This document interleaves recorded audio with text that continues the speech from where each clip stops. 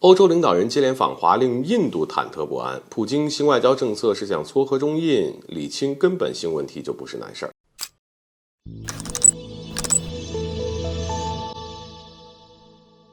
大家好，欢迎来到赵太阳观察室。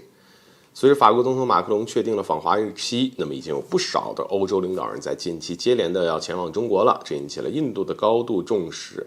印度媒体甚至用忐忑不安的字眼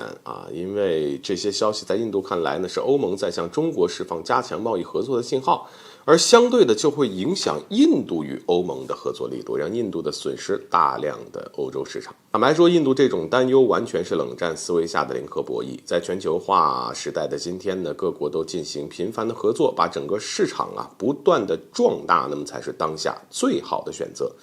只不过印度一直把中国视作在亚洲最大的竞争对手，所以印度一方面对我们进行防范，甚至愿意与美国勾连，配合美国制定的印太战略对我国进行打压；另一方面呢，则是屡屡在中印边境争议地区搞事儿，不断对中国施加军事压力。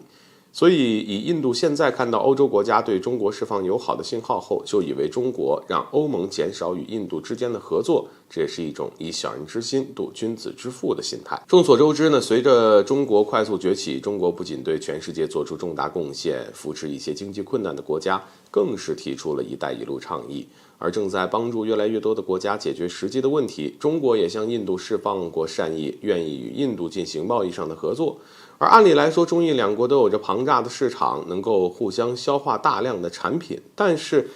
印度短视的眼光让其一次次的失去与中国合作加强的这样一个机会。可以说呢，如今的印度忐忑不安，完全就是咎由自取的下场。近日，俄罗斯总统普京批准了一项新的外交战略，明确认定中国和印度是未来的战略伙伴。当然，普京会做出这样的决定呢，并不奇怪。毕竟，自俄乌冲突爆发之后，以美国为首的西方霸权国家不仅疯狂制裁俄罗斯经济，更是频繁向乌克兰输送各类先进武器，严重破坏了俄罗斯的特殊军事行动的进展。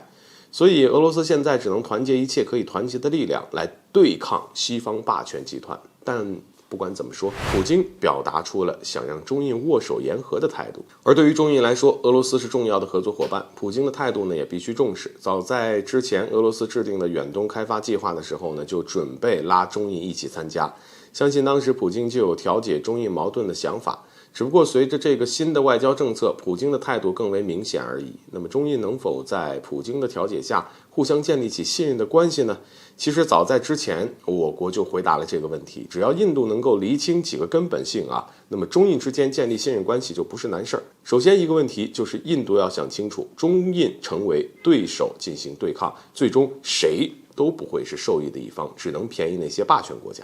其次，中印合作能否共赢，相信这应该是印度最关心的问题。回顾历史就能发现，这么多年来，与中国友好合作的国家基本上都获得了实实在在的利益，甚至有些国家碰到困难时呢，中国还伸出援手。而当然，如果印度不能放弃对中国的偏见，就算在普京的调解下，中印恢复关系，那也只能是貌合神离，起不到任何的有利作用。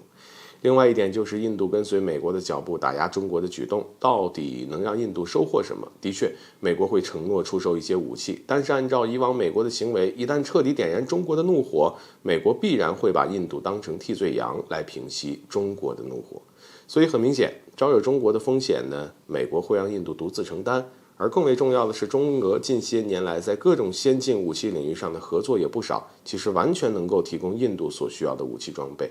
而美方也不可能把最先进的武器装备出售给印度，放弃与美国勾连才是最好的选择。好了，本期节目就到这里，欢迎点赞转发，留下你的精彩评论。